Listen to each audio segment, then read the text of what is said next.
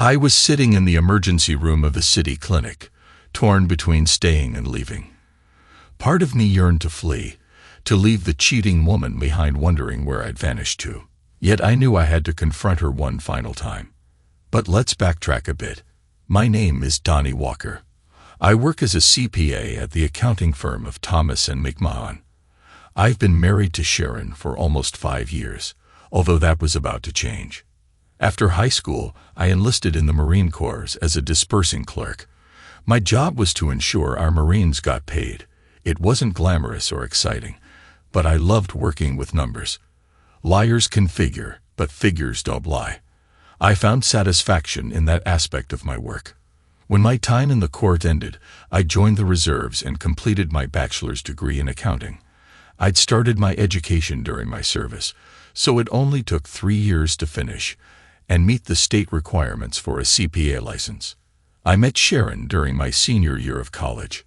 She was studying to become a paralegal, with hopes of becoming a lawyer eventually. We met, dated, and married the September after graduating from college. I began working at Thomas and McMahon, while she joined the law firm of Jackson and Associates, specializing in family law. Things seemed perfect for the first 4 years, or so I thought. Sharon understood my reserve commitments, 1 weekend a month and 2 weeks a year, and she was fine with it. Luckily, I never got deployed overseas during my time in the reserves, but there was always that possibility. Our life together during that period was amazing. We were deeply in love with each other, enjoying our cozy apartment and dreaming of buying a house and starting a family. Things started to unravel after our 4th wedding anniversary. Sharon began going out on Fridays after work with her friends to relax, or so she said. I didn't pay much attention initially, as I also occasionally spent time golfing with coworkers. Initially, she would return home by 7:30 or 8 o'clock p.m., but over time, her returns grew later and later. Once, she didn't return until 7 o'clock the following day, claiming she stayed at a friend's place rather than drive home drunk. A call to her friend confirmed her story, and we retrieved her car from the bar. Though I couldn't prove otherwise, I was understandably upset. I told Sharon if it happened again, she should call me for a ride home. Sure, whatever, she replied dismissively. That marked the beginning of the end for us. Sharon became increasingly dismissive and disrespectful, insisting I had no right to question her activities outside of work or home. While I understood I didn't own her, I believed that if she truly cared about me, she'd at least keep me informed so I wouldn't worry. I began to notice some unsettling patterns in Sharon's behavior. When she returned from her outings, her clothing, or what was left of it, often looked disheveled. There was a distinct smell of cologne and something else clinging to her. She'd rush into the shower as soon as she got home, claiming tiredness as an excuse to avoid spending time with me. As a CPA, managing our finances fell on my shoulders. We both had our paychecks deposited directly into our checking accounts, with 10% allocated to savings for future investments like a house. Initially, everything was routine, but over time, I observed changes in Sharon's spending habits. She started purchasing alluring lingerie from Victoria's Secret and clubwear from online retailers, but she was secretive about it. When I inquired, she brushed off my questions with a haughty attitude, asserting it was none of my concern. It's fine if you want to buy nice things, I told her, but why the secrecy? I haven't seen any of it. What are you doing with these purchases? It's none of your business, she retorted. None of my business. That didn't sit well with me.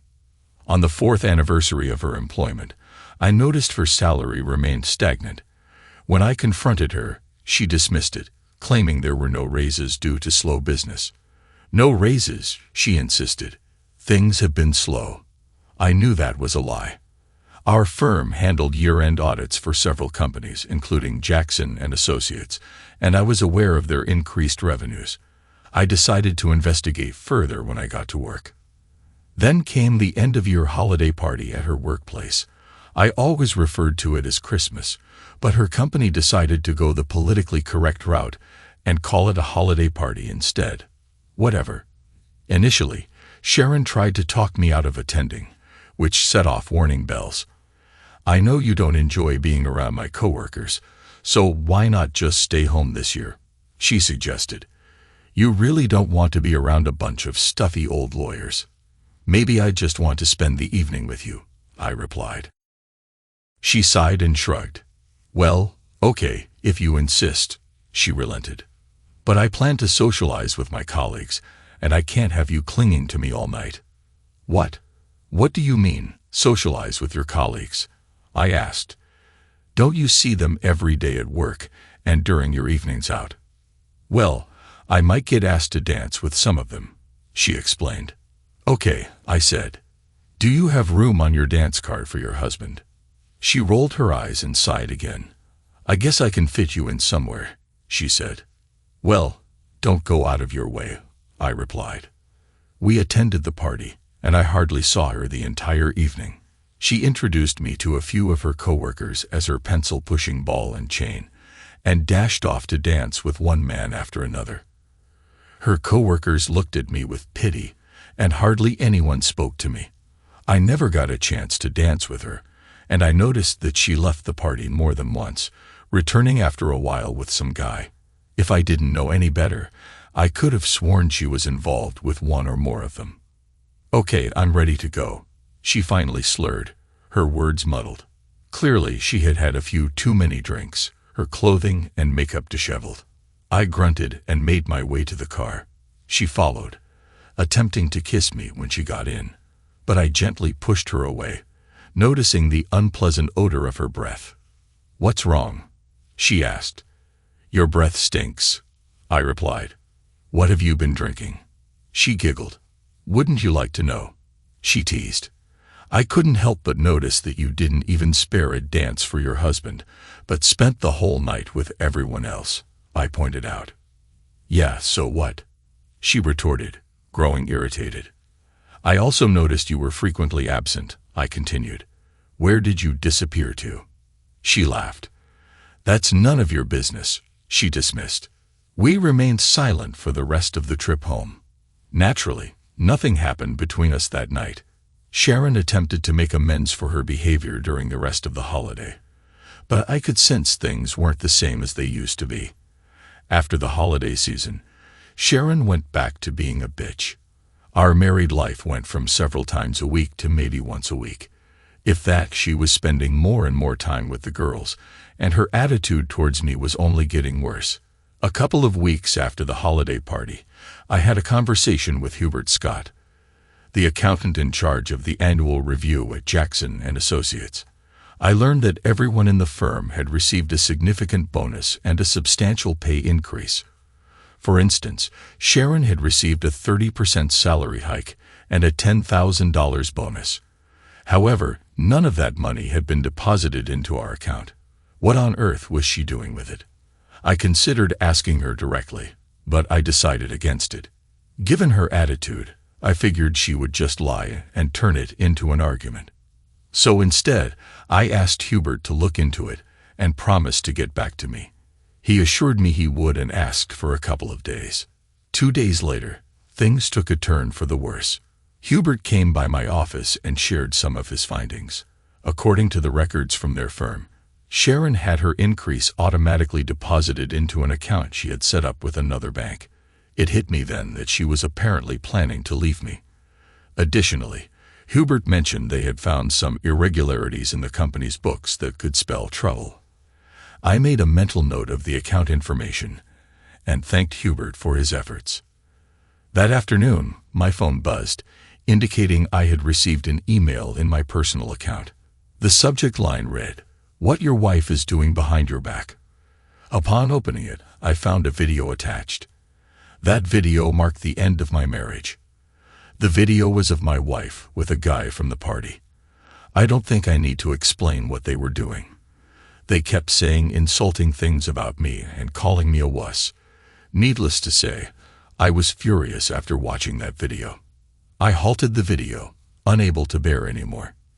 Glancing at the email, I sought the sender, hoping against hope it was some twisted prank. I shot back a reply. "Who are you and when did this happen?" A few minutes later, a response landed in my inbox. I'm Tiffany Hall, the wife of the guy in the video, and I know your wife. This went down yesterday. Do you want to meet? If so, call me at this number." Of course, I was eager to meet. My mind buzzed with a million questions. How long had this affair been happening? This video shed light on so much of the tension between us over the past few months. I scribbled down her number and dialed. "Hello," a voice answered. "Is this Mr. Walker?" "Yes," I replied. "Please call me Dunny." "Is this Tiffany?" I asked. "It is," she confirmed. "I assume you've seen the video." "Bits of it," I admitted. "I want to meet and get to the bottom of this." "All right," she agreed. "Let's meet at the Starbucks around the corner from your office. 20 minutes. "I'll be there," I assured her before ending the call. I shut down my workstation, informing my secretary that I'd be out for a while. It only took me 10 minutes to reach Starbucks, so I ordered a coffee and waited. Shortly after, an attractive woman walked in. She scanned the shop, and when our eyes met, she approached. I invited her to sit, offering to buy her a coffee after we introduced ourselves. After getting her order, she retrieved a manila envelope from her large handbag and handed it to me. "Here's everything you need to know," she said, gesturing toward the contents. Peering inside, I found photographs alongside a report compiled by a private investigator and a flash drive. The drive holds videos, additional photos, and a digital version of the report. "I'm sorry you had to find out about their affair like this. How long has this been happening?" I asked, my heart sinking. "At least 4 months from what I've gathered," she replied. "Possibly longer. She's been involved with others at her firm too. It's all in the report." "Just out of curiosity, why are you telling me all of this?" I inquired. "Because I plan to name your wife in my divorce, and that impacts you," she explained. "Plus, I thought you should know, in case you hadn't already figured it out.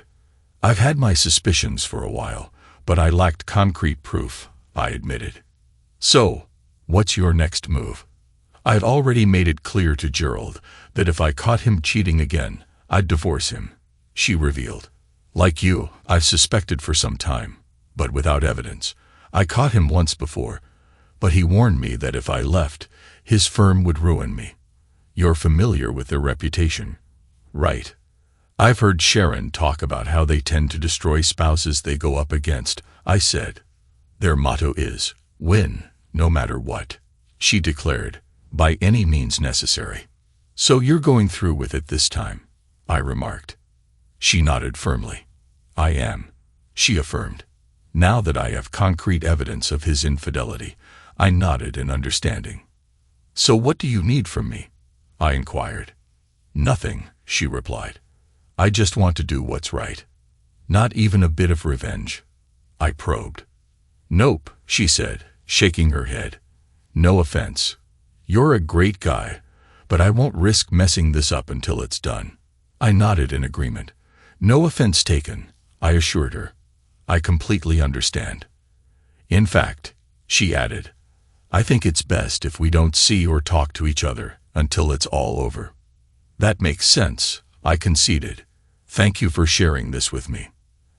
As she prepared to leave, I stood up. "You're welcome, Donnie." "Again, I'm sorry," she apologized. She reached into her purse and handed me a business card. "This is my attorney's information. She's a real shark, and she's expecting your call." I accepted the card with gratitude. Considering all she had revealed, I was eager to see what was on the flash drive. I called the office, took the afternoon off, then headed home. Upon arriving, I went straight to my personal computer and inserted the flash drive. On it were several videos of Sharon with various men, including Gerald Hall. Some of the footage showed her with Gerald and at least one other man. One scene in one video made me feel bad. Gerald and my soon-to-be ex-wife were in the room. Gerald was laughing and my wife was telling him how much she enjoyed giving me horns in front of everyone, and that if I went against it and tried to do something about it, my reputation would suffer greatly. I couldn't fathom that this was the woman I once loved. Unbeknownst to her, She had just ignited a battle, and I vowed to give her a fight she wouldn't even comprehend. After reading the private investigator's report, it became clear that Sharon regularly renders vows with her lovers, often at the downtown Marriott Hotel, at least once a week. Additionally, they always spent at least one weekend a month together. Last month's report revealed that Gerald had spent an entire weekend with Sharon at my own home. Glancing at my schedule, I realized those were the weekends I was on reserve drill duty. With some time before Sharon's return, I checked my watch and decided to act. I pulled out the card Tiffany had given me and dialed the number. "Law offices of Rebecca Taylor," the receptionist answered. I introduced myself and scheduled an appointment to see Rebecca the following morning. After that call, I logged into our bank account and began the familiar ritual of preparing for divorce. I paid off and canceled our joint credit cards, then opened a new account in my name only. Half of our money was swiftly transferred into that account. I headed to my gun safe and retrieved my .45 caliber M1911, still securely holstered. After grabbing a fully loaded magazine, I inserted it into the pistol grip and fastened the holster to my belt. Living in a state that mandates a permit for carrying a pistol, I made sure mine was up to date. Although I also possessed a concealed carry permit, I rarely utilized it. However, after overhearing Sharon with her despicable lover, I wasn't willing to take any unnecessary risks. Entering what was once our bedroom, I collected a suitcase and an overnight bag. Her clothes were carelessly tossed into the suitcase, and her toiletries were packed into the overnight bag. I didn't bother with any precision in packing her things, setting the luggage by the door without much thought. As I sat at my computer, Sharon arrived home. I activated the camera on my phone, always kept conveniently in my shirt pocket. The phone was tall enough that its camera lens peeked out over my pocket. She appeared surprised to find me home before her. "Donnie, what are you doing home so early?" she inquired, entering the bedroom, which now served as my office space. "I had some things to take care of," I replied casually, and then her gaze fell upon the pistol on my hip. "Why are you wearing that?" she inquired. "For self-protection," I stated. "By the way, I have something to show you." "Oh," she responded. "What is it?" "Come over here, you'll find it quite interesting," I invited. As she approached and stood beside me, I pulled up a video file on the computer and played it for her. Her eyes widened as she watched herself with the two men. "Well," she sighed, "I suppose you've caught me." "I guess so," I replied. I was a bit taken aback by her lack of remorse. I had hoped for an apology or at least a hint of regret, but there was none. If anything, she seemed more arrogant and dismissive than usual. "Now that you know, there's no need for secrecy," she declared. "I'll be bringing Gerald by the house from time to time. And yes, he'll be staying the night. In my bed. It's a shame, really. I had hoped to keep this from you a bit longer, but I see no point in waiting." "You're out of your mind, Sharon," I snapped. My tone was sharper than she'd ever heard from me, and she visibly recoiled. "In fact, you're going to pack your things and leave right now." "What are you going to file for divorce?" she retorted. "Because if you do, it'll be the biggest mistake of your life." "Really?" I challenged. "Why? Are you and your cronies going to concoct more lies about me like you did with the others?" "So that's your plan?" I asked, "to force me into being your cuckold by fabricating lies you know are false?" "Why not?" she retorted. "We've done it before. I'll leave for now, but you better think long and hard. You have 48 hours to reconsider. Either comply or face public humiliation." "Wait," I said, reaching for her hand. "What?" she questioned. I swiftly removed her rings and snatched her keys from her purse. "What are you doing?" she demanded as I extracted the house key. I tossed her purse back to her. "Get out," I commanded. "I've already packed some of your belongings. Now go."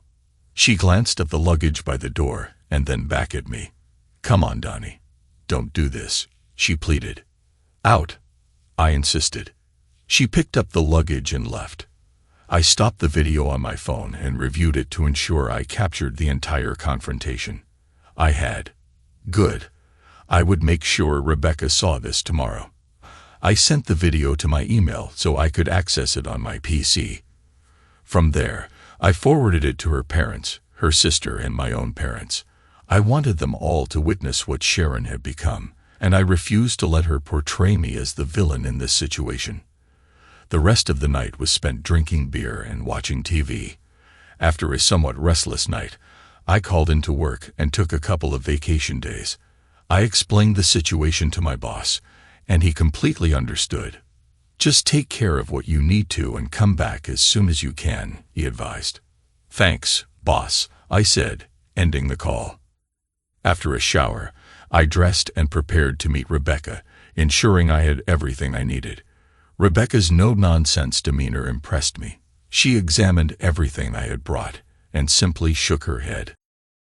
"Donnie, this is unbelievable," she remarked. "I've heard rumors about Jackson and Associates for years, but I never had anything concrete.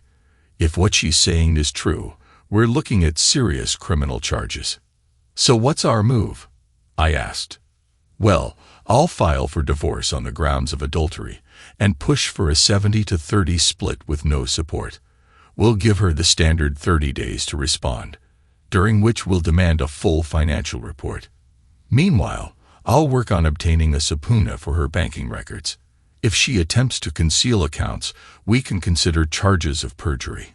Considering her threats in the video, I'll also pursue a restraining order covering you, your home, and your workplace," she added. "As for the other matters, I'll contact the state bar and the local DA. This appears to be extortion. We'll see where that leads.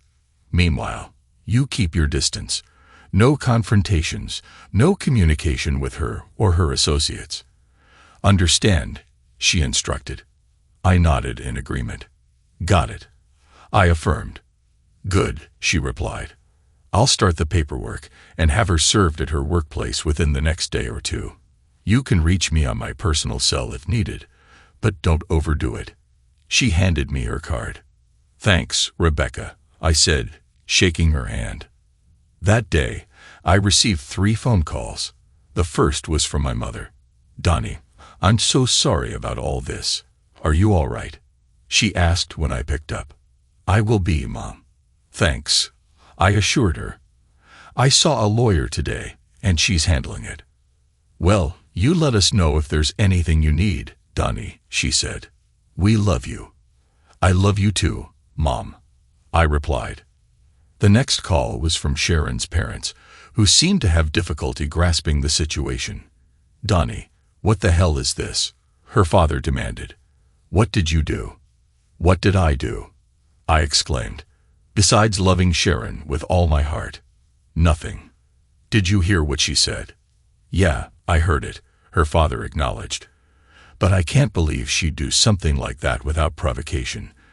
Can't you just work through this?" "No, Dad, I can't," I stated firmly. "I've already consulted a lawyer, and I'm filing for divorce." "I'm sorry, son," he finally said. "This just doesn't make sense to me." Her sister also called, and she was furious. "What the hell is going on, Donnie?" she demanded. "What did you do?" "I didn't do a damn thing," I retorted. "It's your sister who's lost it, not me." "I don't believe it," she insisted. "My sister would never do something like this." "Believe what you want. I don't care," I snapped. "I'm just informing you why I'm divorcing her. You can take it up with her." With that, I ended the call, seething. I fired up my computer and checked my email. In my inbox was a message with the subject, "I know what you've done." The sender was from Sharon's firm. The email looked suspicious, like one of those fake messages that end up in the spam folder. "I know what you have been doing, and I have video footage of you doing illegal acts to minors." The letter read, "You have a 24-hour window to halt any divorce proceedings, and our records will be purged upon receipt of a cashier's check for $100,000. Failure to comply will result in the dissemination of said records to authorities. Your family, your Marine Corps Reserve superiors, and your workplace. If you accept, respond with agree to delay further action. The email was unsigned, and despite scrutinizing the header, I found no clues. It wasn't my forte, so I called Julian Baker, our company's security expert. "Julian, I need a favor," I said. "Sure thing, Dunny," he replied. "What's going on?" "It's sensitive," I cautioned. "Can you keep it confidential?" "For you always," Julian assured. "I received an email that seems to be from my wife's law firm, but I'm not certain," I explained. "Could you take a look and let me know?" "Of course," Julian agreed. "Forward it to me. I'll check it out." "Thanks," I said, ending the call and sending the email to Julian. The wait felt interminable. About 30 minutes later, Julian called back. "What did you find?" I asked anxiously. "Well," Julian began, "it definitely originated from Jackson and Associates Network. They didn't even bother masking it or using proxies. Talk about arrogant." "Can you verify that?" I inquired. "Absolutely," he affirmed. "I can even identify the author." "Would you be willing to testify to that in court?" I asked. "Sure, if it comes to that," he replied. "Thanks, I owe you big time," I expressed. "I'll inform my attorney. She might want to speak with you." "No problem," he responded. "Just give her my number." After ending the call, I immediately dialed Rebecca. She picked up on the second ring. "Rebecca Taylor," she answered. "Rebecca, it's Donnie Walker. I received an email that seems like blackmail," I informed her. "Our security guide looked into it, and he says it came from Jackson and Associates Network." "Really?" she inquired. "All right. I'm working on your petition now and getting the restraining order. Forward that email to me along with your 8 guys' contact info. We'll handle this. Don't respond or take any action." "Okay," I agreed. "Thanks." Ending the call, I sent Rebecca the requested information and then cracked open a beer. I couldn't help but wonder what would happen next. I found out later that evening. Around 9:30, Tiffany called. "Donnie, are you watching the news?" she asked. "No," I replied. "Why?" "Switch to Channel 7 right now," she urged. Channel 7 was a local news channel, which I rarely watched. I switched the channel. On Eyewitness News, it's been reported that a gunman entered the Lamplighter Bar and Grill, resulting in 4 fatalities and 4 serious injuries this evening. According to the news announcer, the gunman used an AR-15 style weapon equipped with a bump stock. Eyewitnesses at the scene reported that the gunman was confronted and shot dead by another patron armed with a pistol. "The motive behind the shooting remains unclear," the announcer added. The scene shifted to a reporter interviewing a witness. "It was chaotic," the witness said. "This guy stormed into the bar, went straight to a table where some people were seated, and started accusing them of ruining his life with lies. He was shouting things like, 'You're all going to pay for destroying me with your lies.' Then he pulled out a rifle and started firing. He managed to get off several rounds before another guy shot him in the back with a pistol. Everyone was scrambling to get out." Returning to the news announcer, it was stated, "Names of the victims are being withheld until their next of kin are notified." But police have revealed that they were all employees of the law firm Jackson and Associates. The gunman has been identified as Louis Mitchell, who went through a contentious divorce in which he was accused of misconduct toward minors. It's unclear where he obtained the weapon used in the attack, but there are already calls for stricter gun control measures from activists. Coming up next on Eyewitness News, a heartwarming reunion between a man and his dog. "Damn," I muttered to Tiffany. There was a knock at the door. "I have to go now. Tiffany, someone's at the door." "Same here," she said. "Call me if you find anything out." "I will," I said, ending the call. I stowed my phone and opened the door to find 2 police officers. "Mr. Walker?" one of them asked. "Yes," I replied. "Do you know a Sharon Walker?" he inquired. "Yes, she's my wife. At least for now, I said. I'm sorry to inform you, sir, but your wife has been seriously injured in a mass shooting and has been taken to Mercy Hospital, the officer said. How bad is she? I asked. I really don't know, sir, he replied. I suggest you talk to the doctor when you get there. Again, I'm sorry, sir. With that, they tipped their hats and left. Dan, I wanted that unpleasant woman out of my life, but I didn't want her to die. I called Tiffany back. She answered on the second ring, and I could hear her crying. Tiffany, it's Donnie, I said. What happened? They just told me Nate, my husband, was shot and killed at the lamplighter, she said. I'm sorry to hear that, Tiffany, I said. Damn again, I thought. I had hoped the jerk would end up being Bubba's subordinate, and I felt even worse for Tiffany. Sharon was shot too. I'm heading to the hospital to find out what I can. Is there anything I can do for you? More sniffling.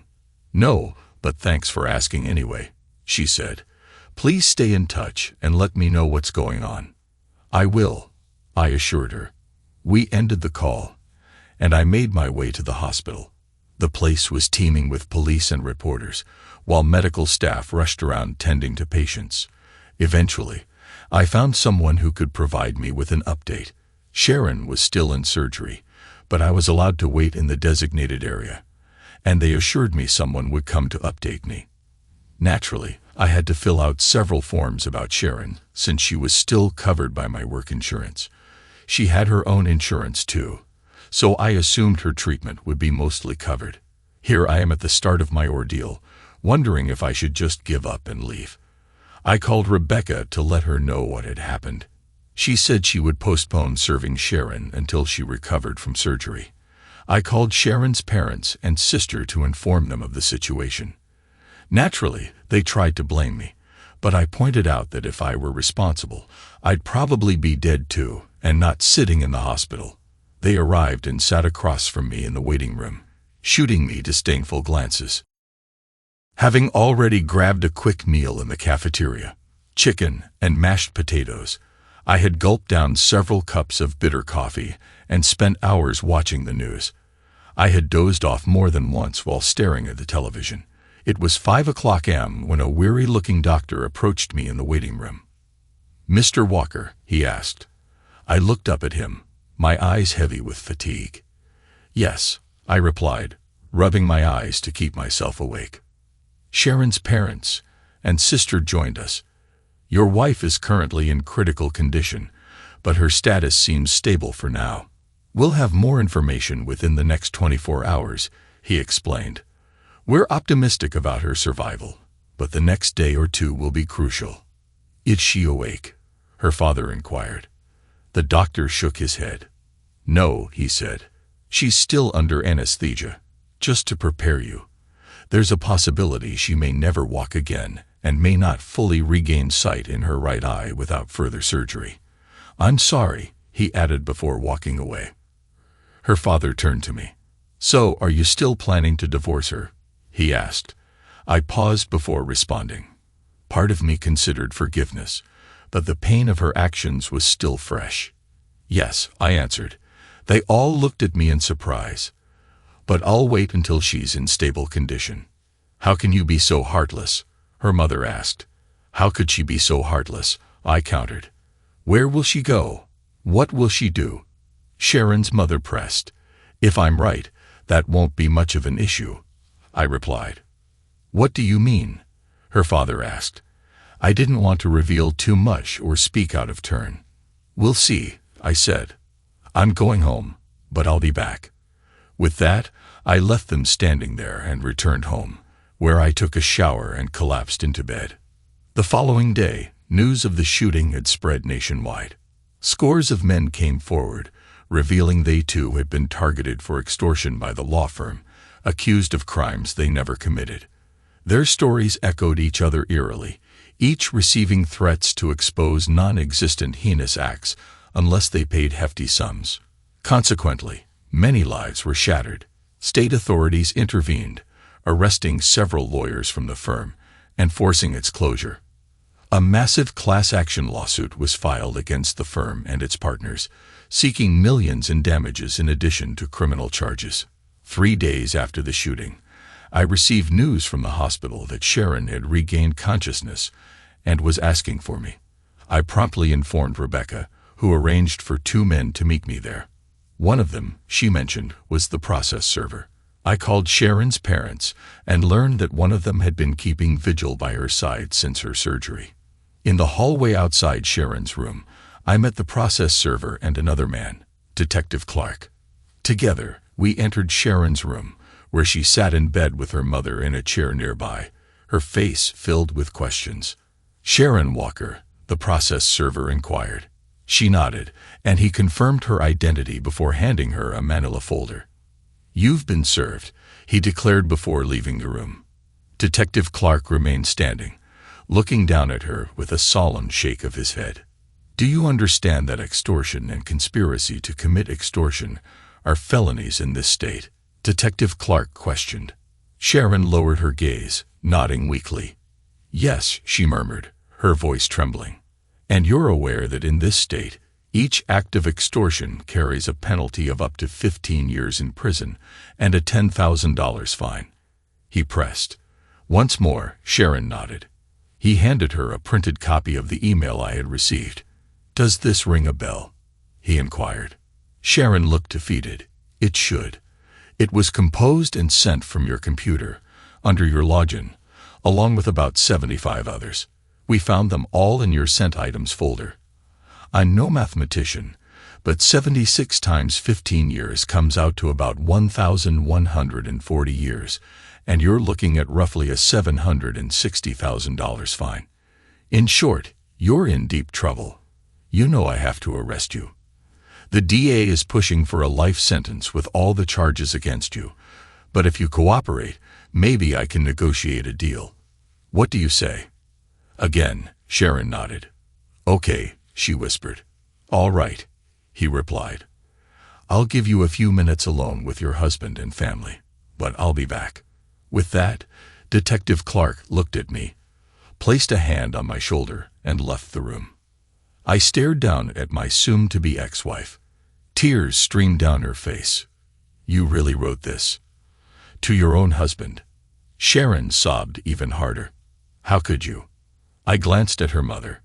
"How do you think Jackson and Associates became so successful?" I posed the question rhetorically. "They did this to a whole bunch of guys looking for a quick buck. That's why that guy went and shot them all.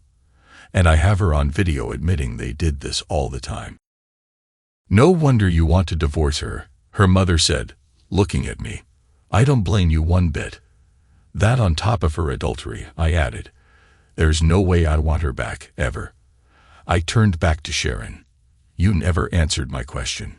She looked at me, defeated. I got wrapped up in the excitement and the power, I guess, she admitted. As for the letters, well, I was just doing what the lawyers wanted. I hated doing it. And I wasn't the only one. All the paralegals did it as well, please believe me. I was only following orders. "Sorry, but that old excuse just doesn't cut it," I retorted. "At all," I emphasized. "The snide comments, the disrespect, the cheating. No, you loved it.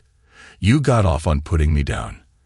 I saw the glee on your face when you told me you do it all the time. I saw how much you enjoyed humiliating me. Oh, he's dead, by the way. No, you just screwed up, and it almost cost you your life. It sure as hell cost you your marriage. I hope it was worth it to you. Can you forgive me?" she pleaded. I shook my head. "No," I said firmly. "Never. I'm just glad we didn't have any kids. By the way, when you fill out that financial statement, don't forget to include your secret account. You know, the one you set up to hide money from me. I'd hate to see you add perjury to your list of crimes." She looked at me, her eyes wide. "You know about that?" she gasped. I nodded. "Of course," I replied. "Who you think did the year-end books and audit for your firm? You think you've got problems. That's nothing compared to what we found over the last year. Believe me, The feds are gonna have fun with your senior partners. I looked at Sharon one last time. Goodbye, Sharon, I said. I loved you once. With that, I walked out as Detective Clark entered with 2 uniformed officers. Sharon was handcuffed to the bed as her mother watched in tears. Epilogue. Jackson and Associates faced a barrage of charges from state and federal agencies, compounding their legal woes. The class action lawsuit for defamation and other civil wrongs ballooned to include more than 700 men, some of whom had been wrongly imprisoned due to false accusations made by the firm. Eventually, the court ordered the firm and its senior partners to pay over $2.5 billion in fines, fees, and restitution, with the bulk going to attorneys and taxes. All the firm's lawyers were disbarred, their licenses permanently revoked. The handling of divorces by the firm became a subject of heated debate. Some argued for a review of all cases, given the scandal circumstances, while others advocated for a focus only on cases involving the men in the class action. Ultimately, no reviews occurred and no changes were made. The surviving partners received life sentences for their actions. Simon Jackson, the firm's senior partner, committed suicide before his trial concluded. Sharon reached a plea deal, providing evidence for the state. The judge sentenced her to 20 years in prison, with parole eligibility in 10. Upon release, she was a mere shadow of herself, bearing scars, blindness in one eye, and mobility issues from the shooting. She moved in with her parents and relied on welfare after her savings depleted. Last known, she was writing a blog on the perils of infidelity. Sharon's betrayal left me reeling.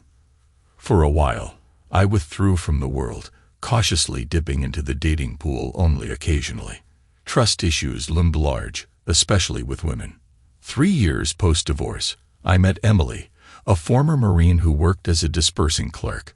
She was a bit younger than me and had recently lost her husband to a sudden heart attack. We went on several dates before I felt ready to open up about my past marriage. Emily listened attentively as I recounted the painful details.